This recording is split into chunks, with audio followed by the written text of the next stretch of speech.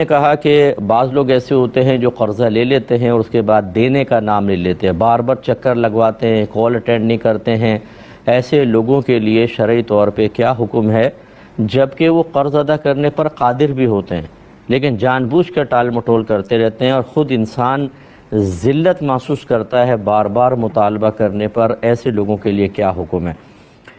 دیکھیں یہاں دو چیزیں ہیں۔ اگر تو کوئی شخص ایسا ہے کہ جس نے قرضہ لیا ہی اس نیت کے ساتھ ہے کہ دوں گا ہی نہیں، تو نبی کریم صلی اللہ علیہ وسلم نے ارشاد فرمایا کہ جو قرض اس نیت سے لے کہ میں اس کو بعد میں ادا کروں گا تو اللہ تبارک و تعالیٰ اس کی طرف سے ادا کرے گا، یعنی مراد یہ کہ اس کے لیے آسانیاں پیدا کرے گا اور وہ مال اس کے پاس آئے گا، وہ ادا کر دے گا۔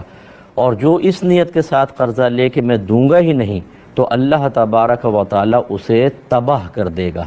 یہ بخاری کی روایت ہے اور 2387 نمبر حدیث پاک ہے۔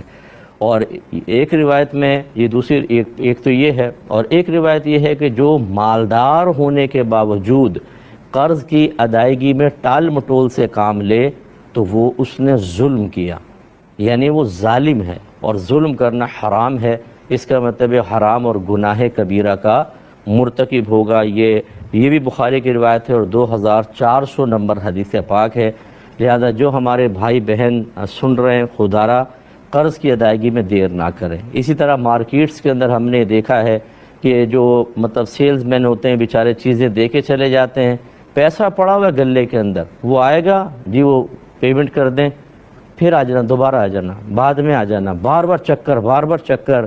یہ یاد رکھیں کہ آپ نے ویسے ہی کسی سے پیسہ لیا ہو بعد میں ادا کریں، اس کو عرفاً قرض کہتے ہیں۔ اور اگر آپ کو کوئی چیز آپ نے خریدی اس کی پیمنٹ کرنی ہے، اس کو دین سے تعبیر کرتے ہیں، جو قرض ہی ہوتا ہے لیکن دین کہتے ہیں۔ ان دونوں میں بلا عذر ٹال مٹول کرنا گناہ ہے۔ لہذا جو کاروباری حضرات مجھے سن رہے ہیں، خواہ مخواہ کیوں دوسرے کو تنگ کرتے ہیں؟ بر وقت پیمنٹ کریں، آپ نے آج بھی دینا ہے، کل بھی دینا ہے۔ رولا کر دینا، توڑ کے سامنے والے کا پیسہ دے کے خراب کر دینا، اس کی بیچارے کی دل آزاری، بد دعائیں لے کر پھر آپ سمجھتے ہیں آپ کے کاروبار میں برکت ہوگی، اسی لیے برکت نہیں ہوتی ہے، یعنی اس وجہ سے بھی برکت نہیں ہوتی ہے۔ اس لیے اللہ کی بارگاہ میں دیکھیں یہ ہمیشہ نہیں ہوتا، ہاں جلد بازی شیطان کروا دیتا ہے، بعض اوقات کی جلدی گناہ میں لگا دیا دیگر، لیکن ہمیشہ یہ ایسا نہیں ہوتا، بلکہ بعض کاموں میں تو شریعت جلدی کو محبوب رکھتی ہے۔ جیسے کوئی نیک عمل کا ارتکاب کرنا ہو تو شریعت چاہتی ہے کہ جلدی کریں ورنہ ارادہ بدل سکتا ہے۔ بچے جوان ہو جائیں تو ان کی شادی میں جلدی کرنی چاہیے۔ اسی طریقے سے اور کسی مسلمان بھائی کی آپ کو مدد کرنی ہے تو اس میں جلدی کرنی چاہیے۔ تو خلاصہ کلام یہ ہے کہ ہر جگہ جلدی کا کام شیطان کا نہیں ہوتا، بلکہ دیکھنا چاہیے کہ اگر وہ جلد بازی کسی حرام کام کے لیے ہے، گناہ کے کام کے لیے ہے، اچھائی سے دور ہونے کے لیے ہے، تو ہم اس کو شیطان کی طرف منسوب کر کے کہیں گے کہ جلد بازی شیطان کی طرف سے ہے۔ اور اگر وہ محمود اور محبوب کاموں میں ہے تو پھر تو یہ اللہ تعالیٰ کی طرف سے توفیق ملی کہ ہم جلد بازی کر رہے ہیں، اس میں پھر جلد بازی کو ترک کرنا برا ہوتا ہے، اور ان کاموں میں جلد بازی کرنا یعنی منفی کاموں کے اندر جلد بازی کرنا ممنوع ہوتا ہے۔ تو خلاصہ کلام یہ ہے کہ یہ جملہ ایسے ہی ہے جیسے کہا جاتا ہے کہ غصہ حرام ہے، حالانکہ ہمیشہ غصہ حرام نہیں ہوتا۔ اگر غصہ ہمیشہ حرام ہوتا تو انبیاء علیہم السلام کی خدمت میں حاضری کا شرف حاصل نہ کرتا۔ ہمارے سرکار جلال میں تشریف لائے ہیں، اللہ تعالیٰ غضب فرماتا ہے، اگرچہ اس کا غضب ہمارے غضب کی مثل نہیں، اس کی شان کے لائق ہے، لیکن نسبت تو کی جاتی ہے۔